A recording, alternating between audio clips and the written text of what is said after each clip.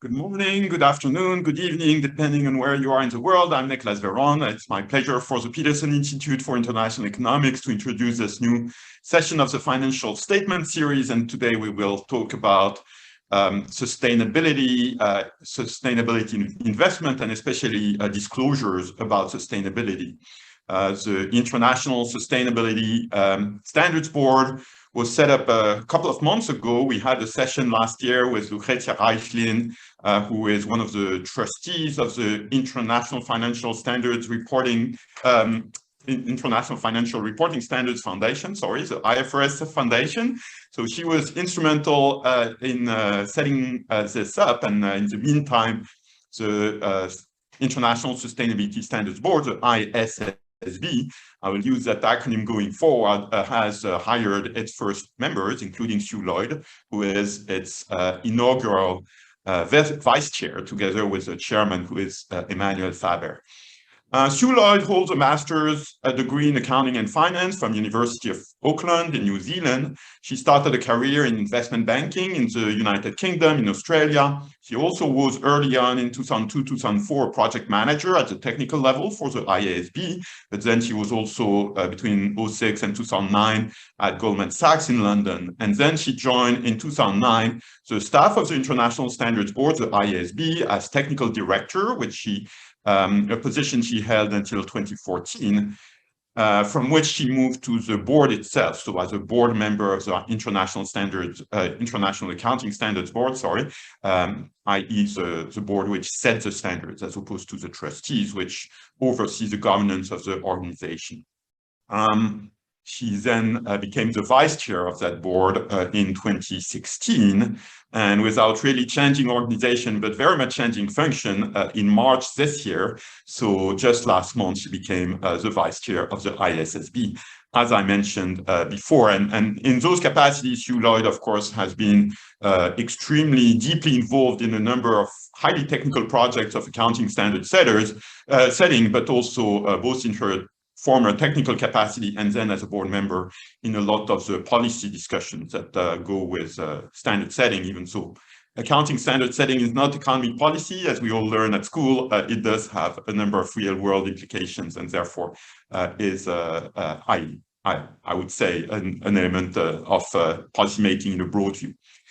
Michelle Edkins studied economics at Otago University, also in New Zealand, as it happens. This is a coincidence, where she got her degree in 1991. She worked at the New Zealand Reserve Bank, also at the British High Commission in Wellington, New Zealand, and then joined the investment industry at Hermes Investment Management, where she was corporate governance director from 1997 to 2005. Then she was the managing director of a consultancy or advisory organization called Governance for Owners, LLP. I guess it's all in the name, from 2005 and to 2009. And in 2009, she joined BlackRock, where she's now a managing director, the global head of investment stewardship team, which does engagement with companies, but also proxy voting for BlackRock. It's a pretty large team. And she's also involved in a number of civil society and industry initiatives. She's a member of the Investment Advisory Board of the Sustainability Accounting Standards Board, which I have to say is a different organization from the International Sustainability Standards Board. She's also the chair of the board of the International Institute for Sustainable Development, the IISD. And she's also been very active in initiatives to promote other causes like gender equality, in particular in the corporate world. So a broad view of stewardship. And with that, over to you, Sue. You have a presentation. I will move the slides for you, if that's okay. So I will share my screen right now. Thank you very much, Nicholas. And so what I want to try and do in the next 10 minutes is really set the scene once we can see the slides on the screen. And Nicholas has sent me a very difficult task to limit myself to only 10 minutes speaking about my favorite subject, our new board and our new exposure drafts. So if I move to the next slide, to set the scene a little bit of what the International Sustainability Standards Board is all about. So newly established, as Nicolas said, at COP26, It's a new board within the IFRS Foundation, a sister board to the International Accounting Standards Board that I used to be vice chair of. And the focus of the new board is on meeting investor needs to provide high quality information about sustainability risks and opportunities. And our objective is to make that information globally comparable. We want, in the same way that our accounting standards body has ended up with its standards used around the world, to have the ISSB standards used around the world so that there's globally comparable high quality information available for investors. So you'll hear us talking a lot about global baseline. The other thing you'll hear us talk a lot about when you see us in forums is a building block approach. And what do we mean by that? We know that while investors are very interested in sustainability information, others are too, and jurisdictions are very interested. So our vision is that jurisdictions or those with broader stakeholder information interests could use our standards to provide information to meet investor needs, and then could build on additional specific requirements that they might need to meet a particular jurisdictional information need or to meet the needs of stakeholders beyond investors. So really trying to make a sort of efficient reporting system. So moving to the next slide. So at the end of March, we were really excited to be able to issue our first two proposed sustainability disclosure standards, one on general requirements and one on climate-related risks and opportunities. So looking at those a little bit in turn. So the first one, the general requirements exposure draft, really sets the framework for this global baseline of disclosures that I was talking about. And it does that by proposing that companies be required to provide information on all of their significant sustainability risks and opportunities when that information is necessary to assess enterprise value. And by that, we mean the information that investors need to make assessments of the value of a company's shares and net debt. And our focus is on material information being that which could reasonably affect investment decisions. Now, sometimes when we talk about meeting investor needs, people think that that means that the board is focused on a narrow set of information. And it's really important to point out upfront that that's not the case. In particular, the scope of our work includes information about the impact that a company has on people, the planet, and the economy, when that would affect an assessment of enterprise value, which is increasingly the case. The other thing I'd say is that while initially we're only proposing specific climate-related requirements with the second exposure draft, in the general requirements document, we explain to companies how to meet this need to report on all significant sustainability risks and opportunities. And what we tell them to do is to identify what subjects to report on and the information to disclose, to use the materials of the Sustainability Accounting Standards Board and the Climate Disclosure Standards Board. And the reason why in particular we focus on those materials is that part of the formation of the International Sustainability Standards Board has been consolidating with the CDSB, the Climate Disclosure Standards Board, and we are going to be also consolidating with the Value Reporting Foundation, which brings with it the SASB standards plus other materials. So moving to the next slide. The other thing that the general requirements document does is that it sets out some other key ideas, the general requirements piece of the title. So firstly, it emphasizes the need for information for investors to be provided in a way that they can understand the links between the information in the financial statements and the information in the sustainability reporting. If you say one thing over here about your transition policy, then how does that reflect what's going on in your financial statements? We also ask that the information in the sustainability reporting be provided at the same time as the financial statements. And we think that's really important to support assurance. Another thing that you'd notice if you're lucky enough to read the exposure draft is there's some things in here that really are designed to facilitate this global application in different jurisdictions that I was talking about. In particular, we say that the sustainability information needs to be included within the general purpose financial reporting, but we don't dictate exactly where. And that's so that jurisdictions can decide the location of information. You'll see the SEC, for example, has specific proposals on that, and that our general requirements document doesn't conflict with those particular jurisdictional requirements. We also know, not least because of this building block approach that I was talking about, that jurisdictions or others may want additional information to be included in the sustainability reporting over and above what we're requiring. And to facilitate that, we say that's okay. It can go in the same report as long as it doesn't obscure or clutter the information that we require. So that's the general requirements. And now I'll move to the next slide and the climate document. So if a company picks up our general requirements exposure draft and identifies climate-related risks and opportunities as a significant sustainability risk, then they'd turn to our climate document to look at the specific disclosures that they should provide. And for those of you who are familiar with the work of the TCFD, the Task Force on Climate-Related Financial Disclosures, and the ISSB, you'll recognise a lot of what's in our climate exposure draft. And that's because we've intentionally built on the great work that others have done. The front of the climate document asks for information arranged by governance, strategy, risk management, metrics and targets, which we've taken from the TCFD recommendations. And the proposed cross-industry disclosures in the front of our document are also based on the TCFD recommendations. At the back of our document, we have industry-based requirements, which are also mandatory. And those industry-based requirements have been taken from the ISSB's industry-based standards. So we're really combining the TCFD requirements and the ISSB requirements in the context of a newly drafted document. So in the climate document overall, we ask for information about the physical risks of climate change, so the risks of floods, for example, the transition risk that a company is exposed to, how might they need to change their business model to accommodate climate risks, but also climate-related opportunities. If you've got new technology as part of your business model, information about that is really relevant for investors as well. So it's quite symmetrical in a risk and opportunity sense. Moving to the next slide, I just want to point out a few of the key points that are covered in the climate proposals.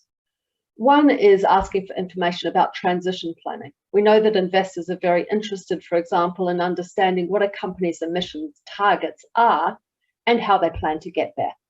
Do they plan to change the way they do business in a way that sort of reduces emissions, or do they plan to use things like carbon offsets? And people have different opinions about those, and so we want a lot of transparency around this to understand the planning and for investors to assess its credibility. We ask for information about climate resilience. How would the business strategy adjust, and how is management thinking about those adjustments in different climate scenarios? And like the TCFD recommendations, and also like the SEC proposals, we propose disclosures of scope 1, 2, and 3 greenhouse gas emissions. I'm moving on to the next slide. So we're really keen to get people to comment on our proposals. The document is out for comment until the end of July, the 29th of July this year. We are very happy to receive comment letters to make it easier for people. We also have an electronic survey with the same questions in it as in the comment request. So please do send us your comments. And in addition, a little bit unusually, we're really encouraging our stakeholders not only to respond to our consultation, but also to respond to the SEC's climate proposals and also the European proposals that we expect to be published in the next day or two, because we really want to take the opportunity of these proposals being side by side to build this global baseline that I was talking about. And I think that's the end. Thank you. Thank you very much. I'm leaving that slide for a few minutes, but as usual, everything will be on the Peterson Institute website if it's not already the case. So I can now stop sharing because the document is there for all the public. Over to you, Michelle. Great, thanks, Nicolas. So first thing I wanted to say is the whole movement around sustainability reporting is truly international. It's just a coincidence that you have two Antipodeans presenting to you today, which is kind of unusual because we're a pretty small bunch of people on the whole. as Nicolas said at the start, I am not an accountant. I'm bringing to this conversation an investor perspective. And in the next couple of minutes, I just wanted to give you a little bit of a sense of why this is such an important development from BlackRock's point of view as a global investor on behalf of our clients. So BlackRock is a fiduciary asset manager, which means that all the money we manage is our clients. We don't manage money for ourselves. And the important thing about that is we are bound to act in the interests of our clients, and the majority of our clients are investing for the long term. And in equities, the majority of our clients are invested through index strategies, which means that they are long-term locked in investors. They can't sell when companies are not acting in the interests of shareholders. It is over that long-term horizon that sustainability factors really impact a company's ability to generate returns. And so this is why in 2020, Larry Fink, BlackRock CEO, wrote to the CEOs of the companies that we invest in saying, we now have sufficient evidence to say, as starkly as this, sustainability risk and climate risk in particular is investment risk. Now, for investors to assess that risk in a same sort of diligent and really structured way that we assess financial risks of other kinds, we noted that we really need to improve corporate reporting on material sustainability factors that drive value and risk in their business models.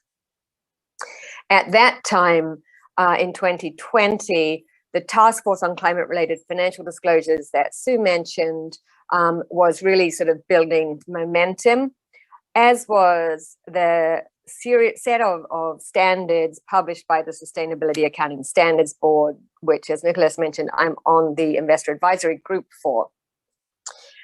BlackRock advocated for reporting aligned with both TCFD and SASB in the 2020 letter.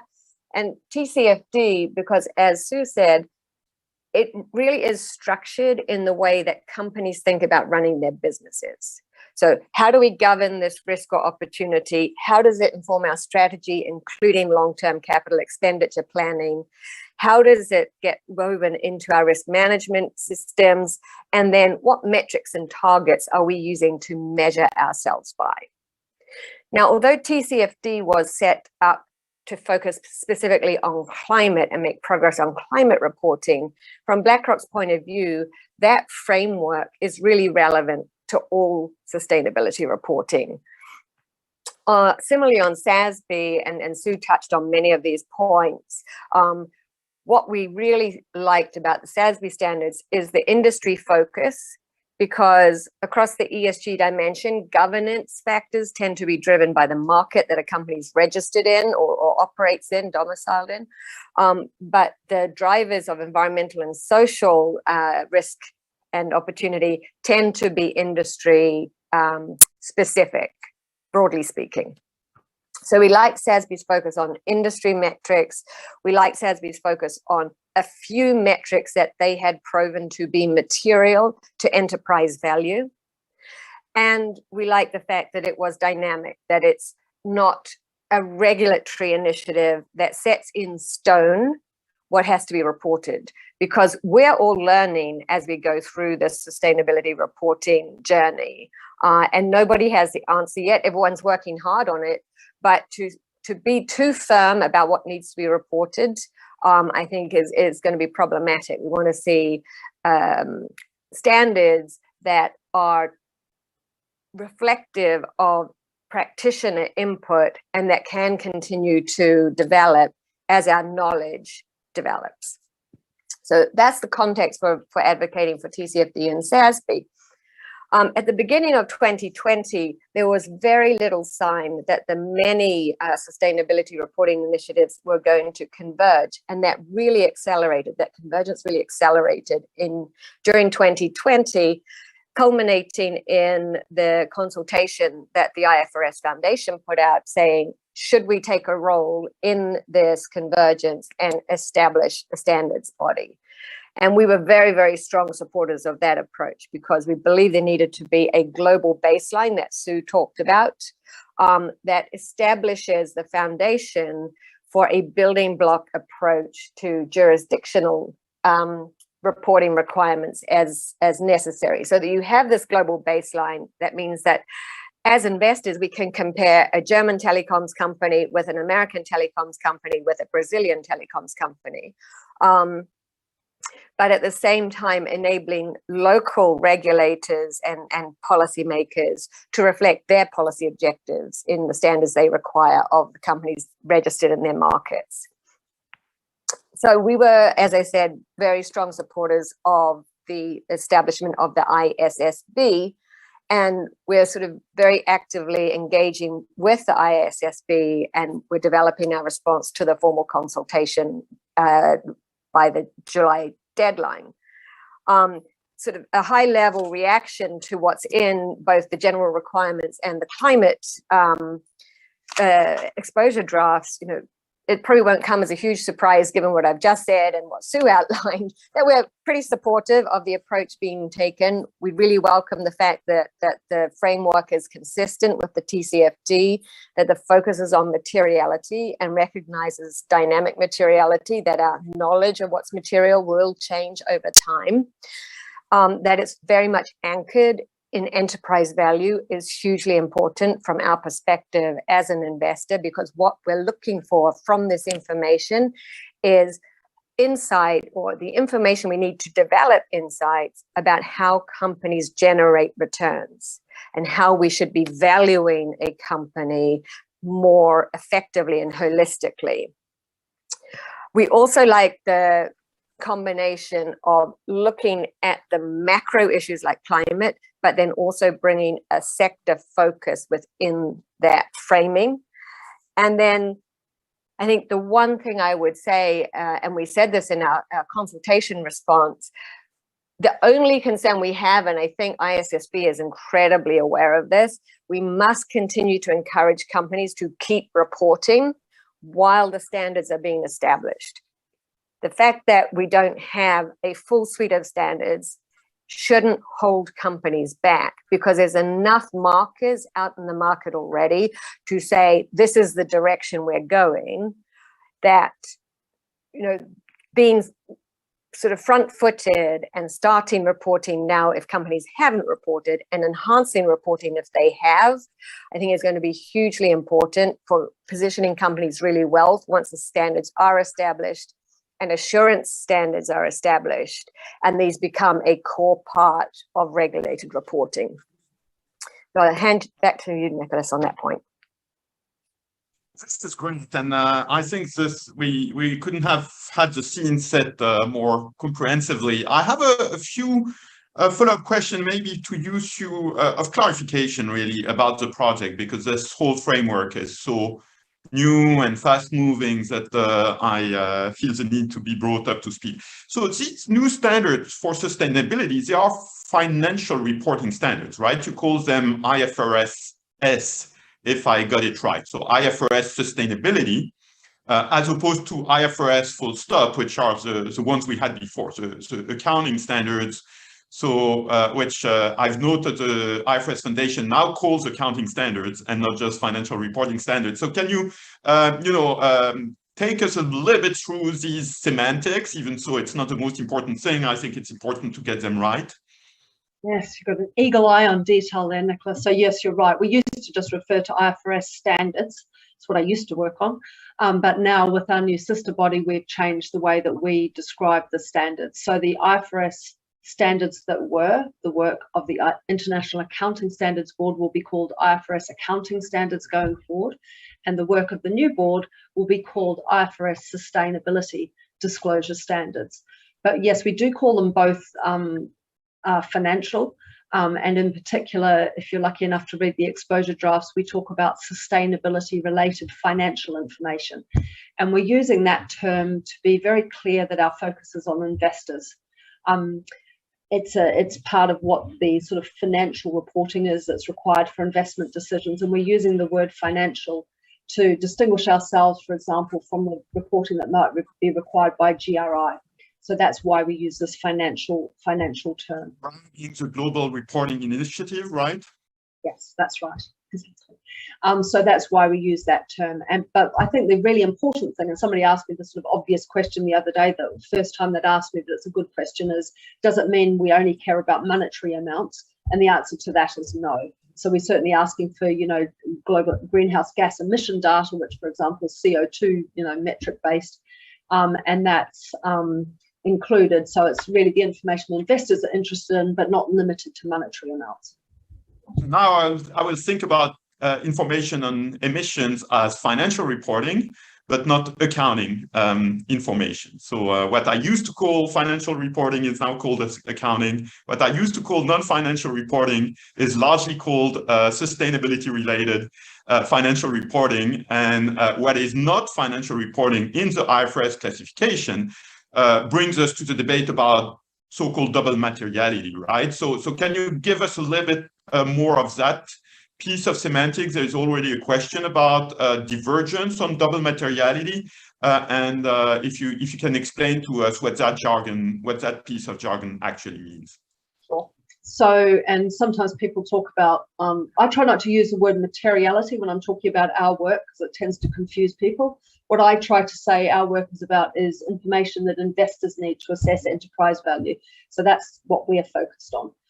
When people talk about double materiality, they're talking about information on sustainability more generally, not just information that might be relevant to us, investment decisions, but information more generally that might be of interest to public policy participants or the general public even. So it might be information about that would have no material, effect on an investment decision. So it's slightly broader. And that's one of the reasons why we might want to get to it separately. We talked about an MOU that we entered into, a memorandum of understanding with GRI just a couple of weeks ago. But I think the really important thing to emphasize, if I could, is that often people worry that when we say we're focused on investor needs and others are focused on double materiality, they think the difference between that is that the people focused on double materiality care about the impact of a company on people, planet, the economy, and we don't because we're only interested in investor needs. And I think what's really important and what we really try hard to emphasize in our document, hopefully clearly enough, is that we do care about impacts. Because if you think about, a company that's got that emits a lot of GHG gases and everybody knows it, it's likely to be impacted by regulation, which may curtail its business model. That has an effect on its cash flows. And increasingly, it's the case that customers care about the behaviors of companies. And I might choose to buy my products from a company that has a better approach to GHG emissions than another company. And so it affects sales as well. So it's actually really interesting that a lot of the information that we're focusing on, for example, completely overlaps with the information that Europe is thinking about, where they've got a more double materiality focus, because as time has gone by, investors are interested in a much broader range of information to understand enterprise value. Michelle, what do you think of all these semantic issues, and how should we think about them? Are the semantic choices of the IFRS Foundation and the ISSB the right ones? How should we look at all that? I think from an investor perspective, they are the right ones. I think also given the IFRS Foundation and the ISSB's mandate, they're the right ones. But as Sue said, there are other informational needs that companies need to address, whether it is employees or customers or whatever. But I think what we are seeing, as Sue just said, is that there's a much greater overlap in the Venn diagram than perhaps there was historically. And we anticipate that as more of this information gets more consistently reported, that overlap will increase, because investors will be able to measure and sort of price, if you will, certain things, as will companies. And then the other stakeholders who are interested in a company's impact in society, in the economy, in the community, will also feed into that information loop. So that brings me to the next steps, because now we have these two exposure drafts. They're not even standards because they're at this point just open for consultation, and presumably later this year or at the a suitable point of time, the ISSB will adopt standards on that basis, but that will come later. What comes next? The accounting standards, so the IFRS accounting, whatever you call them. There are, if my memory is correct, about, I don't know, 30, 40 of them, something like that, a couple dozen, not counting interpretations and other documents. Is it your vision that over time you will develop a similar number of those IFRS sustainability-related information, or is it a much more compact, or on the contrary, much more sprawling set of standards because there are so many industries? How do you think about the stable platform, as they used to call it in accounting?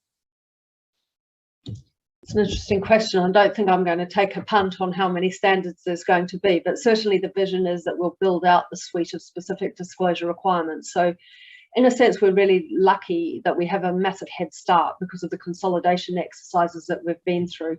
So we're really fortunate, for example, that we're able to use the general requirements document and really borrow the SASB's industry-based standards, if you like, to cover, as Michelle said, you know, a whole range of different sustainability factors by industry basis, pointing to the SASB standards in the interim, but that's sort of the holding pattern, if you like. So a couple of things to answer your question. The first response is it's going to depend on what our stakeholders need. And so what we will do later this year actually is ask our stakeholders for input on what they think we should prioritize next. What topics do they think are the most urgent for us to prioritize and focus our efforts on? And that will give us our first sense of, you know, how much more work there is to do and sort of where we should put our resources. So that's my sitting on the fence answer to your question, Nicholas. But I think the other really important factor is that, you know, there's a bit of a debate in sustainability circles, and Michelle sort of touched on it in her comments about, you know, whether you address things sort of by a macro level was the term that Michelle used, which is quite nice, you know, climate, biodiversity. Do you build things up from an industry-based approach, which is more the approach that the SASB has taken? And one of the things we'll ask about in our agenda consultation is sort of how much time should we spend on working on updating, being dynamic with the SASB's industry-based standards, which are very good at identifying a whole range of sustainability matters and putting them in the context of the industries to which they relate. And how much time should we spend perhaps looking at biodiversity and thinking about it in the way of climate? I think we'll do a combination of the two, but one of the really important things that we have undertaken to do as part of the consolidation of the SASB is to take on ownership of their industry-based standards, which is 77 industries with very honed sustainability metrics that go with them, and to really not just maintain them, but to work on their improvement and evolution over time. Because as Michelle rightly said, this is a really dynamic space. You can't sit with standards and then sort of forget them for the next 10 years. You need to sort of constantly be thinking about, okay, what's relevant now for investors to understand? And we really need to set up to do that. As we mentioned, you're involved with the SASB. Can you give us a sense of, you know, the evolution of the landscape, both at the international level? Will we see a reduction of the number of standard-setting bodies? Well, we mentioned the Global Reporting Initiative for non-financial information in this semantics. So you mentioned, Sue, that there is a memorandum of understanding between your ISSB and the GRI, which makes sense. But what else will happen in that space? Will we see more standard setters, fewer standard setters because they consolidate into the ISSB? What is the future? Our preference would be for the global standard setter to be ISSB with this flexibility for other jurisdictions to build on top. And in terms of the voluntary reporting under initiatives like GRI, to have that as another building block. But I do think it's hugely important that we have a really systematic baseline set of reporting, because investors don't just take their decisions on one company in isolation of that company. We do comparisons across companies, particularly if you're globally diversified. And the need for consistency in information and comparability over time really does point to there needing to be very deliberate efforts to ensure that all the regulatory required reporting is at least aligned at the baseline, and then there's room for building on. And I think this is why the way that the IFRS Foundation has set up the ISSB is so hugely important. And I would leave Sue to talk to the governance of this, because she's obviously much more knowledgeable about it. But there are market regulators involved in the governance structure of this whole process. And I think that gives it credibility and means that when the standards are established, those different participants take them back to their markets and implement in a way that voluntary standards just can't be implemented on a voluntary basis. But I'd leave it to Sue to talk about that aspect of the IFRS Foundation, ISSB, because I think it's hugely important and it really differentiates this approach. Yeah, and we had a little bit of that conversation already with Lucrezia Reichlin and Sam Ross, who is actually in the audience today in the session last year. But Sue, let's get into the kind of elephant in the room. So you mentioned jurisdictions, which of course in the jargon means individual countries plus non-sovereign jurisdictions like, I don't know, the Cayman Islands, or supranational jurisdictions like the European Union, which is the main one in that category. So let's use that jargon. What will jurisdictions do? We are already seeing the European Union going its own way with the European Financial Reporting Advisory Group, EFRAG, acting as a European standard setter with apparently a slightly different philosophy from yours. If you can expand on that, or maybe my assessment is wrong and you should correct me.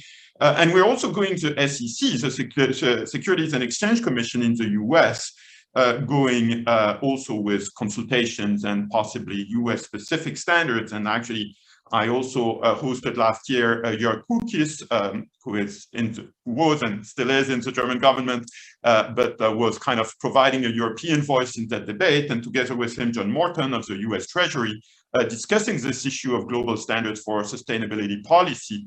And we could get a sense of the possibility of divergence, or at least the difficulty of achieving convergence. So we have a number of questions already in the Q&A about this. Sam Ross indeed mentioned the coordination with the SEC and the Financial Accounting Standards Board. Many acronyms here, but they're all important players in that game. So I'm not sure we can avoid them. For the non-familiar participant, FASB, the Financial Accounting Standards Board, is the US equivalent to the ISSB at the international level. So they set US accounting standards. Will we see divergence? Can your board manage to avoid that? Or will we see a landscape where smaller countries adopt your standards, but the large and powerful countries who think they can all do it by themselves will have a different approach? How do you see that, and how to avoid fragmentation? Sue. Easy question, Nicholas. Okay, so how are we thinking about this? So I think the first really important thing to point out is that we've got fantastic momentum, in terms of the right foundations, if you like, for adoption by jurisdictions, and that comes from at least a couple of sources. One is the fact that the International Organizations of Securities Commissioners, so ISSB, to throw another acronym into the room, has been very supportive of the establishment of the ISSB and the idea of this global baseline, and in fact are working with our exposure drafts with a view to endorsing those, which is a fantastic precursor to adoption, and actually was one of the really important catalysts to the success of the International Accounting Standards Board. So that's one really positive sign. The other is the fact that we had the support of the G20, who have been very supportive of the whole establishment of the ISSB and the idea of the global baseline, and we couldn't have had more support than we had really at COP26 with the finance ministers showing their support. So I think the foundations are there are fantastic.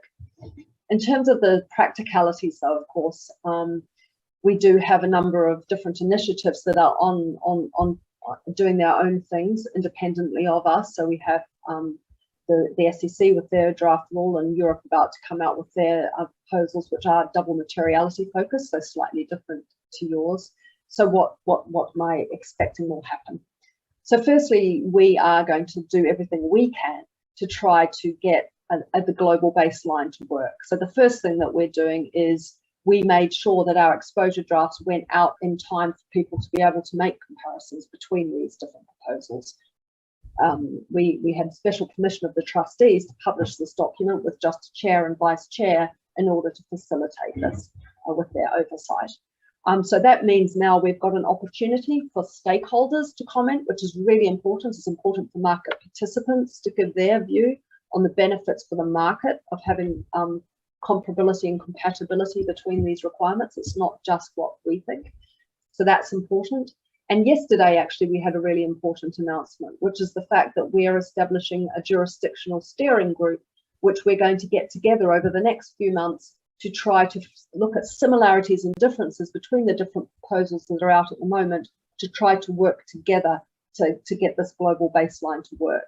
And the SEC, the Commission and EFRAG and others are members of that group. So I think that's a really wonderful sign that people are willing to come to the table for those discussions. So that's really important. I think a couple of things that give me confidence that we'll be successful in achieving the global baseline. One is that we'll work very hard in an inclusive way to have high quality standards, which is really important. You need high quality standards for people to want to use it. I'm confident we'll deliver that. I think another really important thing is this building blocks idea. We're not saying you just have to do what we do and that's the end of it. We're saying work with us to build the global baseline. And in addition, we acknowledge jurisdictions will need particular things that might be different, and that's okay. The building block approach allows that adjustment to happen. So I think that gives us a really good, solid and reasonable foundation for the global baseline to work, in addition to meeting jurisdictional needs. And the last thing that gives me confidence that I believe that this will be successful is I think it just makes sense. It makes sense for companies to have alignment and requirements around the world. It's more cost effective for companies. It makes sense for investors to have the benefit of global comparability for exactly the reasons that Michelle has set out.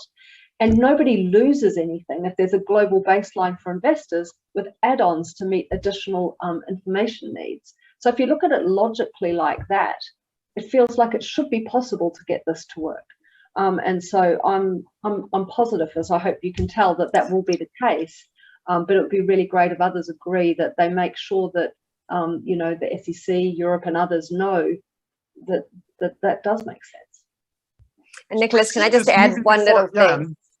I was going to ask you, Michelle. We've seen this movie before with financial reporting, right? The big difference is that the EU in the early 2000s adopted IFRS and the ISSB standards, and the US still haven't, but the rest of the world has largely followed the EU's leadership. Here we see the EU not wanting to adopt the standards, or at least that there are initial signals. Of course, there will be a lot of lobbying down the line, and we're at the beginning of a long journey, but the initial signals point to a slightly different configuration. So, Michelle, will you be part of that lobbying? How do you see it playing out? Well, I wouldn't call it lobbying. I would call it, part of the public policy making discussion, and we are already part of that and have been for some time. I think the important thing to really focus on are the points that Sue just made. The incentives for market practitioners to back at least a global baseline are huge.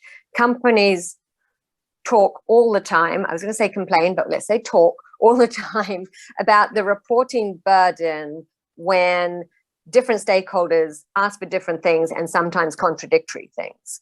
And I think having a global baseline standard will really help companies reduce the reporting burden on sustainability aspects of their risk and value business model. And then it will also help companies in terms of the third-party assessments of company performance on sustainability.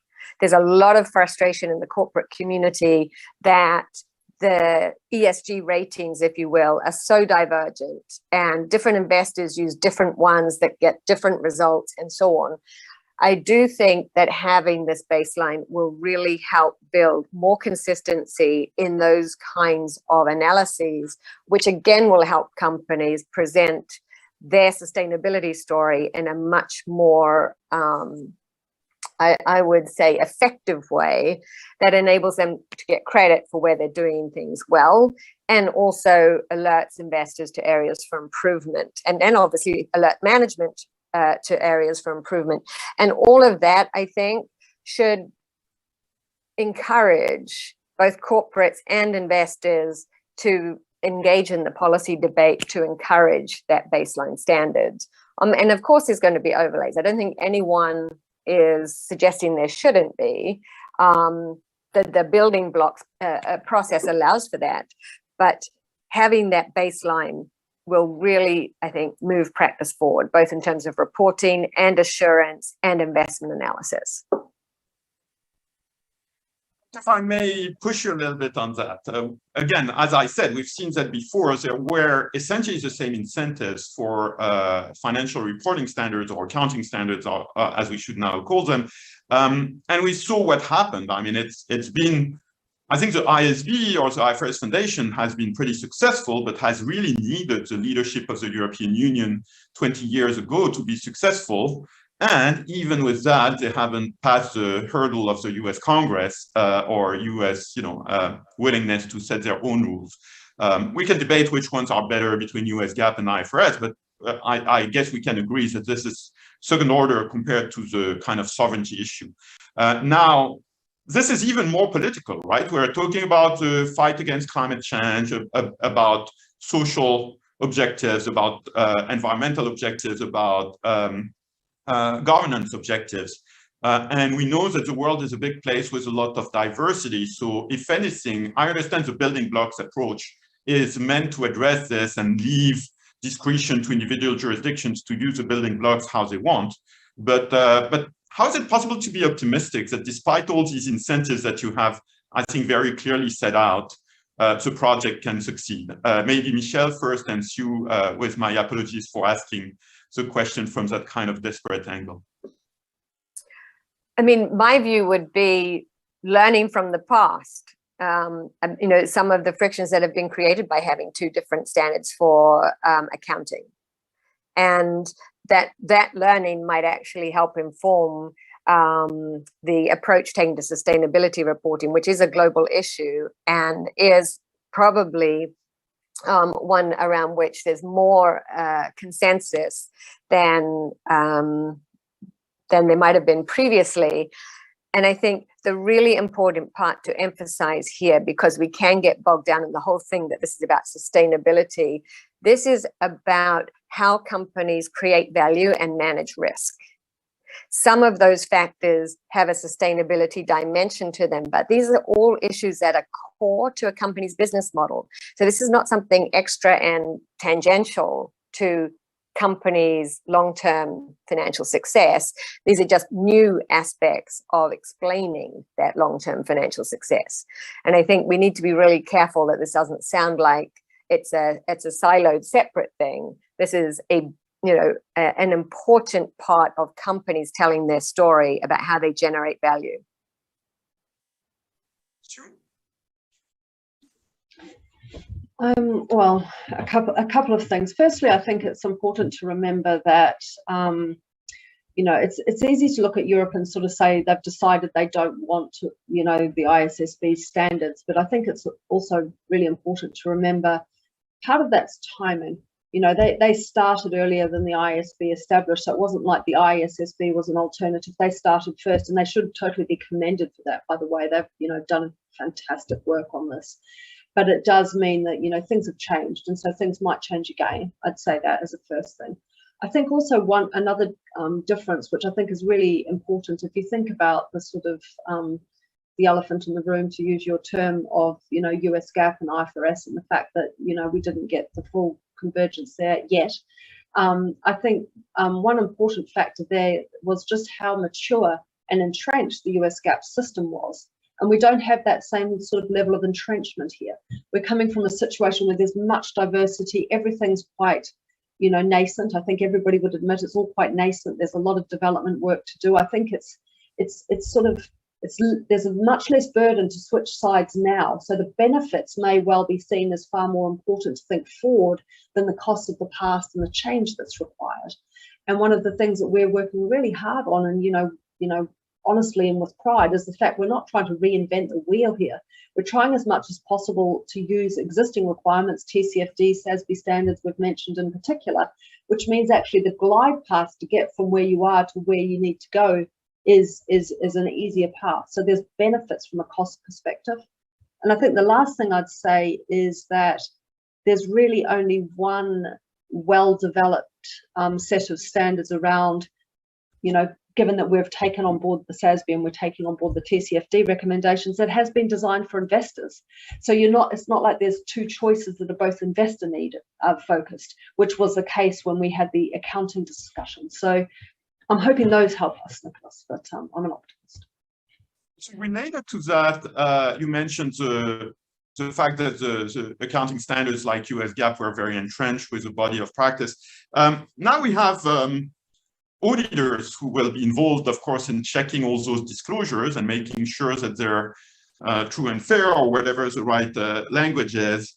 And as has already been mentioned, there are sustainability ratings that are out there. And like with credit ratings, they will also keep different methodologies, I guess, even if they're based on information that's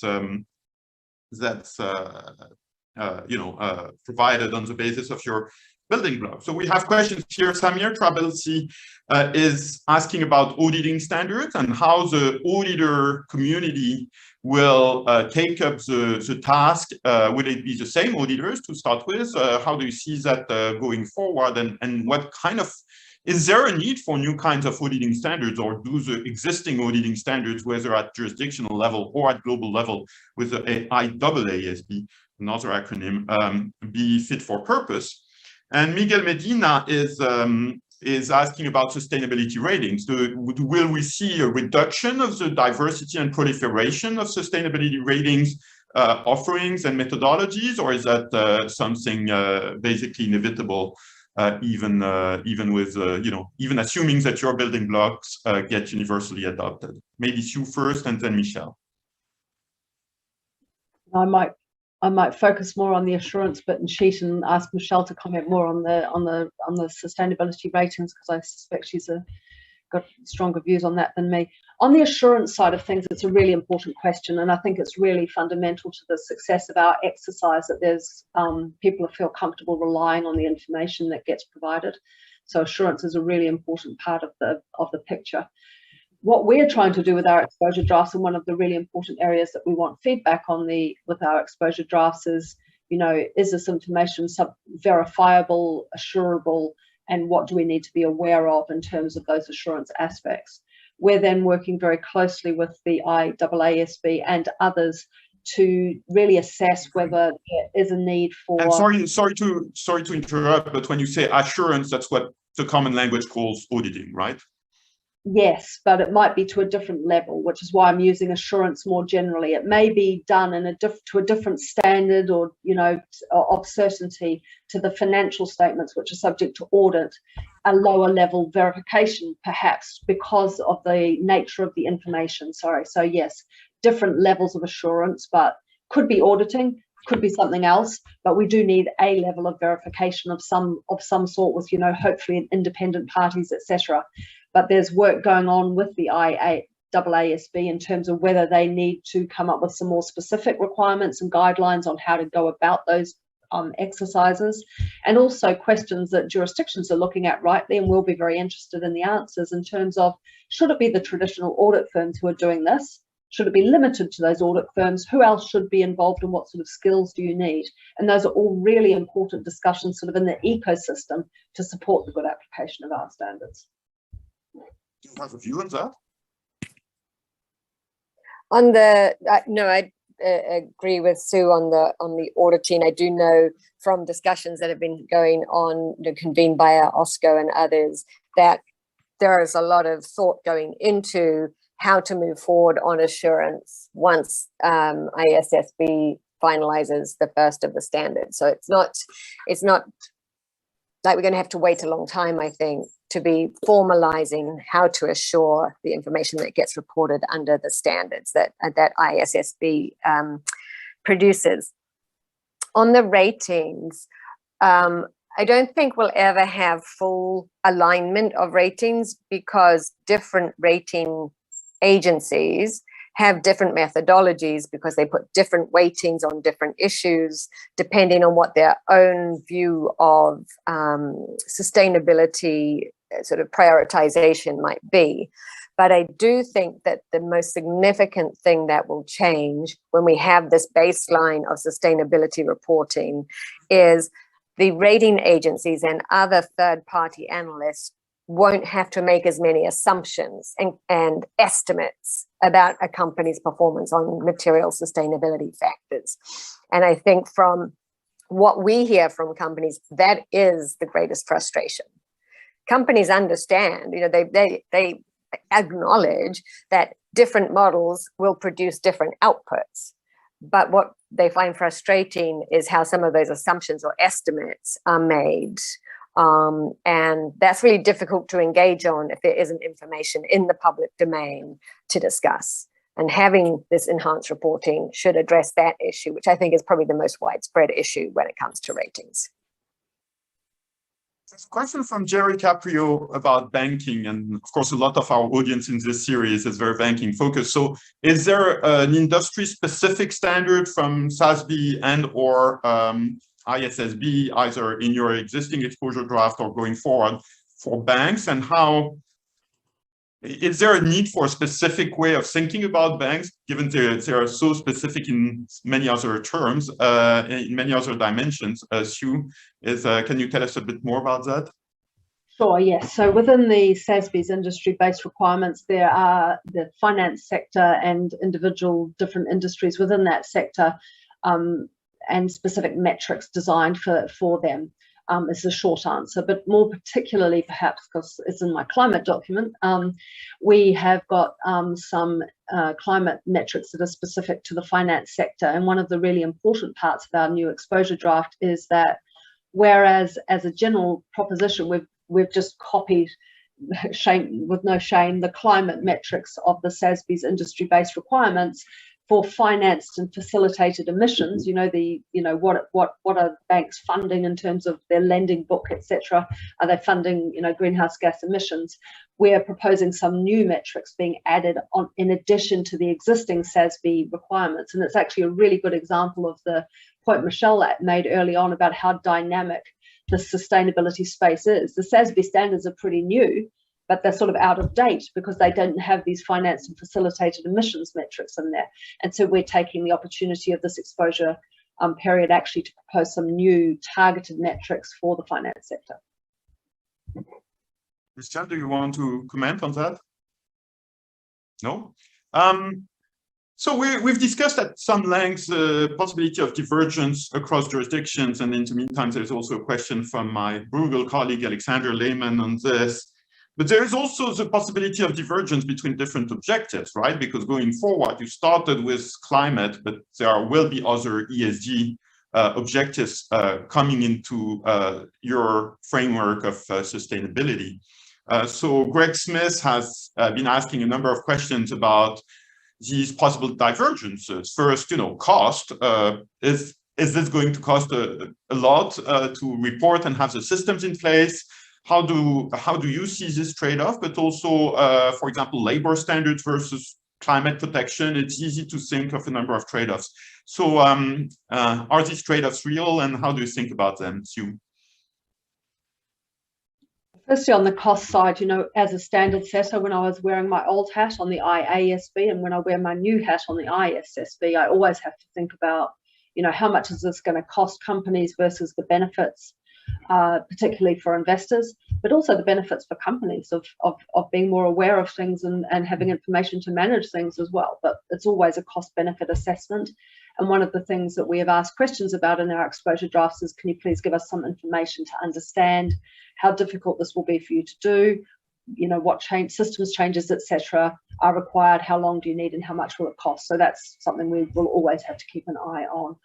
On trade-offs, yes, I think there's going to be trade-offs, and in particular, there's going to be trade-offs in terms of what people think is most important to focus on, and there's no way that that's going to be a unanimous opinion. I'm expecting that one of the most difficult early decisions that I'm going to have to make is not going to be so much, you know, is this the right or wrong metric for climate? It's going to be, you know, what do I prioritize next? And when we get to some of the more social issues and less scientific issues, I think it'll be quite tricky to get the balance right in terms of what people think an appropriate global baseline will actually be. So yeah, it's going to be a tricky area, but it will be very interesting, and stakeholder views are going to be very important. Sadly, we are already at the hour. Michelle, can you give us the last word on these trade-offs and any other issue you would like to conclude with? I think the important takeaway, particularly for anyone who's coming from a corporate perspective, is because of the focus of the ISSB on material or business relevant risks and opportunities, the things that explain enterprise value, we would expect that most companies are already gathering data on those factors. And the only thing that may change is how it's presented publicly, or the fact that it is presented publicly. So I actually think, to echo points that Sue made, this should be a better outcome for companies because they can provide data in a way that gives them credit, that makes them comparable to their peers, and helps them formalize their sustainability reporting, data gathering, and monitoring and reporting. So I will leave it there. Thanks so much. And I have to say, it's quite impressive, Sue, how your organization and you yourself have really hit the ground running, because this consultation on the very idea of the IFRS Foundation hosting sustainability reporting is very recent. You joined this board last month, and we can see that there is a whole pipeline of projects and thinking and a lot of concrete activity already. So that's quite impressive in this generally slow-moving world of international standard setting. Thanks to both of you, Michelle Edkins and Hugh Lloyd, for a really thought-provoking session. Thanks also, I want to say, to Jessica Parada, as usual, at the Peterson Institute, because she's the one behind the screen who makes it all happen together with other members of the teams in communications and meetings and support. And also to Sarah Chu, who just joined our team at the Peterson Institute and will also be very involved in helping this series and others move forward in the future. So thanks a lot, Jessica and Sarah. The next session will be on May 11. We will discuss the development of Chinese securities and particularly equity stock markets with John Yasuda of Johns Hopkins University in Baltimore and Yeling Tan from University of Oregon. And with that, many thanks again for participating in this session about sustainability-related financial reporting standards. I hope I get that right, finally, after much stumbling. And have a great rest of your day. Thanks again.